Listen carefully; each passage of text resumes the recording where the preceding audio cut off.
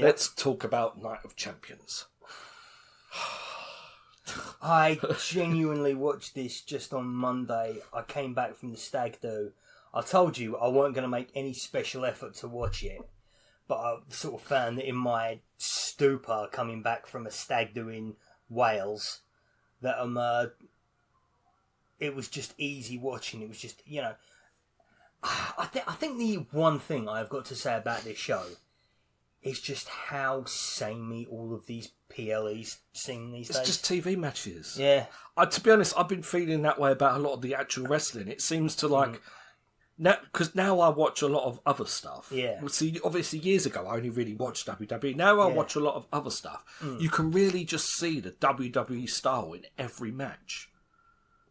And it's just like, I mean, you get the odd outline, you think, oh, there's someone with a slightly different twist on things. But generally, it is just the same crap. I mean, I can't even remember off the match between Cody Rhodes and Randy Orton. No, because I remember him holding the silly crown up once he won, but I mean, the thing with Randy Orton's matches is that he has to work a particularly safe style now because of the amount of injuries he's had over the years, the amount of surgeries he's needed to have. And it's basically, when he and John Cena had their match, it was one of the most boring things I think I'd ever seen. Yeah.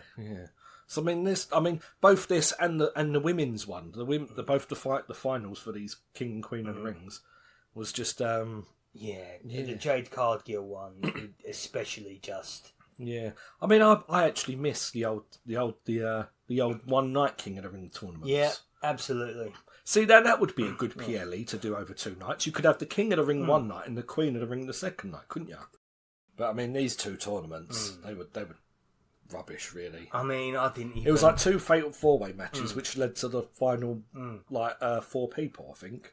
I mean, I think, and I hate to do this, I hate to be tribalist, and I hate to bring AEW into every discussion we have with... They do WWE. A tournament better than this, though. Yeah, but even when it's like the Owen Hart tournament or the Eliminator tournaments are always much better than any of the WWE tournaments, despite the fact that WWE tournaments are filled with all of their stars, and the first rounds of all of AEW's tournaments have always got jobbers in them. Yeah. And those jobbers actually pull out some really great performances. They do. But yeah, this Cody Rhodes match was boring.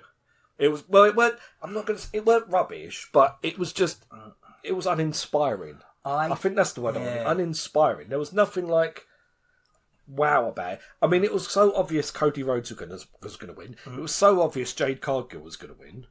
Judging by, if you follow the show, it was obvious who was going to win these tournaments. Randy Orton, I don't care who tells me this, that or the other about whatever conspiracy theory they have in the booking. If you genuinely thought that Randy Orton had a chance of defeating Cody Rhodes in this match... They already done his last match with Cena. Yeah. They already built it up, so, yeah. If it had been Cody Rhodes versus Sami Zayn, that might have given me something to... Yeah, but even Sami Zayn fought Karrion Kross on this show, and even that wasn't great. That was Karrion Kross desperately trying to prove people that despite what Twitter says, no, I do back bumps. He can do a back bump. Yeah, that's what. Funny enough, watching that match, that's all I was doing was just waiting to see when he would do a back bump. That was it. That was the whole point. That was the whole point of this match. Yeah. Yeah, it was just rubbish. And it hasn't done for Karrion Kross what Karrion Kross probably would have wanted it to do, which is try and get people invested in his in-ring ability. I mean... Which, I'm sorry, you're a great you do great promos. The scripted promo that you did on AJ Styles when you made everything sound like a shoot is one of the most expert shoot promos I think I've ever heard in my entire life. Well, worked shoot promos I've ever heard in my entire life. But dude, you got to get it done in the ring, because if you can't get that, not everyone can be Damien Priest. No, Dominic Mysterio. Oh, Dominic Mysterio. Not everyone can be Dominic Mysterio, man.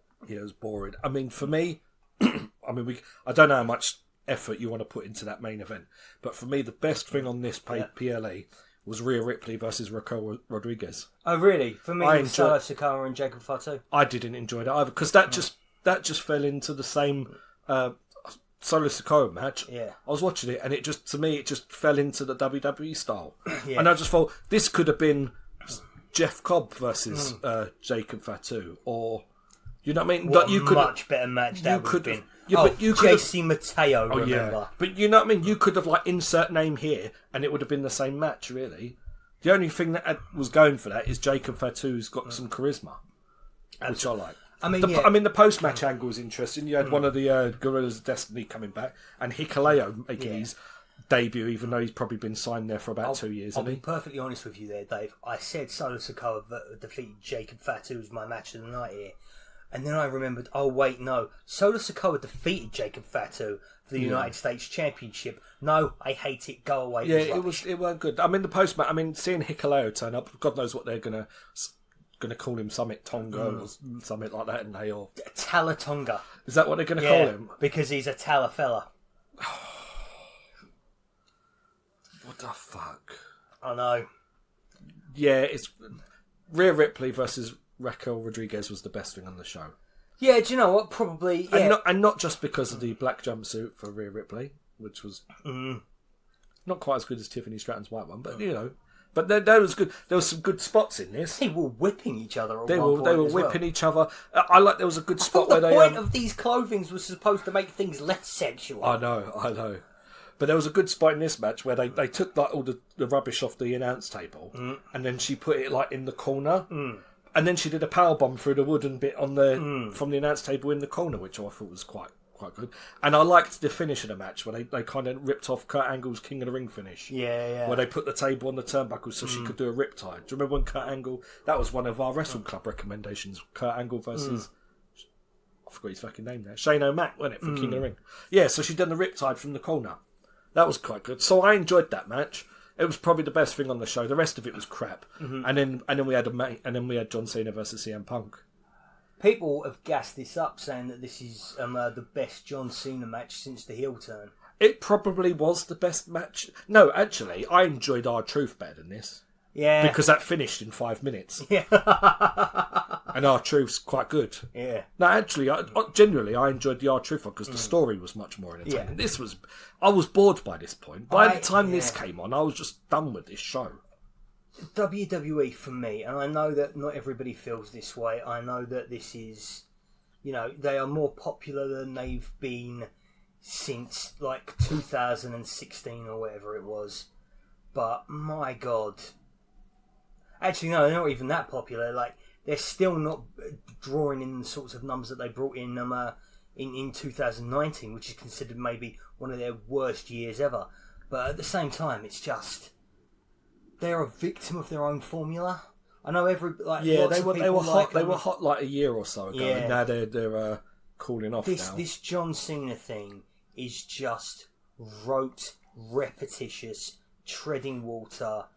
I'm sorry, I don't see the points at which people are telling me that John Cena's character is evolving, because every single time people are talking about how John Cena is going to turn face again. And Cody Rhodes is going to turn heel at SummerSlam. Well, he did have the chance. It's copium. He did have the chance to hit CM Punk with the belt again, and he chucked the belt and stuff. So yeah, but then at the end of the match, he went in for a handshake, and then went to kick him in the nuts. So no, I think the whole double turn idea of John Cena and Cody Rhodes, and doing the double turn, I think that's absolute copium. Yeah, I think we're getting some of this is getting very overexposed now. But the point of John Cena's heel run in the first place was so that John Cena and Cody Rhodes could have a match together at WrestleMania and Cody Rhodes not get booed. That is the purpose of John Cena's heel turn. I'm telling you that now.